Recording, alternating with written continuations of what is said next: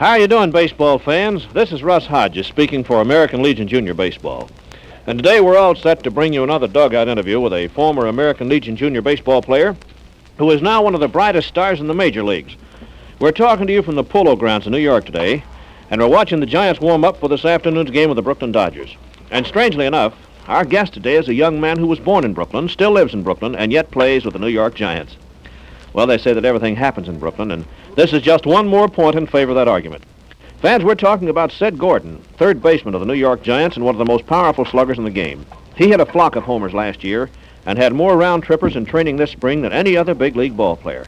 Say, Sid, give us the word. Just how does a Brooklyn boy wind up in a Giant uniform? Well, Russ, it's this way. All my life, my greatest ambition was to become a major league ball player. Played baseball with every team in Brooklyn that would let me swing a bat.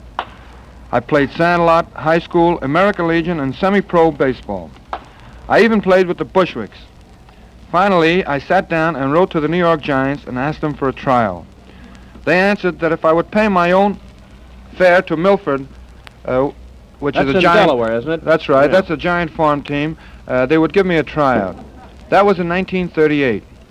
Well, I made the ball club, and the Giants refunded my expenses. I went up to Jersey City the next year and stayed there until 1942 when New York called me up. Except for 3 years with the Coast Guard during the war, I've been with the Giants ever since. And at that time, you were with Uncle Sam. But, Sid, many baseball men consider that total of 221 home runs that the Giants hit during the 1947 season as one of the most amazing records in all baseball history. Didn't you help set that mark? Yes, Russ. I hit 13 of those homers, but I don't think I really came into my own until the 22nd of May of 1948. It's funny that you'd remember one particular date as such an important milestone. Say, Sid, tell us what happened on last May 22nd. Well, prior to that date, I had been just a so-so outfielder and not hitting much when Mellott, who was managing the club, put me at third base.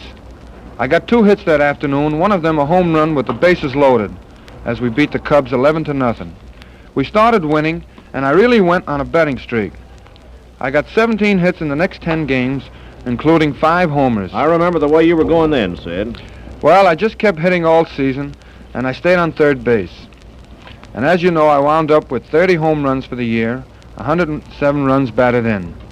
That explains the way I feel about that special date.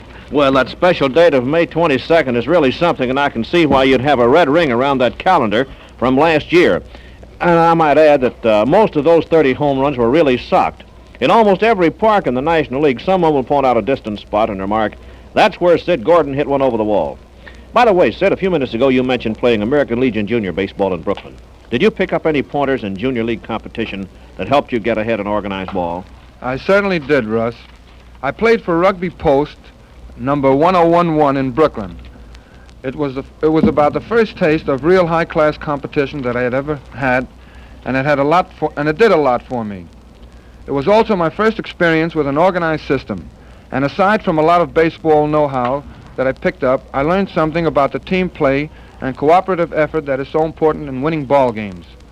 Speaking for American Legion Junior Baseball as a whole, I can say without reservation that every boy in the United States who hopes to be a professional ball player should take advantage of this fine program. We have about 19 men on our 1948 roster who were with the American Legion, and most of the top stars in the National League came up the same way. We have players like Stan Musial, Ralph Kiner, Spawn, Rex Barney, Richie Ashburn, and Phil Cavaretto. It's really quite a thing for boys. Well, thank you, Sid Gordon, and may you keep right on blasting out those long home runs. Thousands of boys all over America will be playing American Legion Junior Baseball again this year, and the story of your rise to fame should be an inspiration to all of them.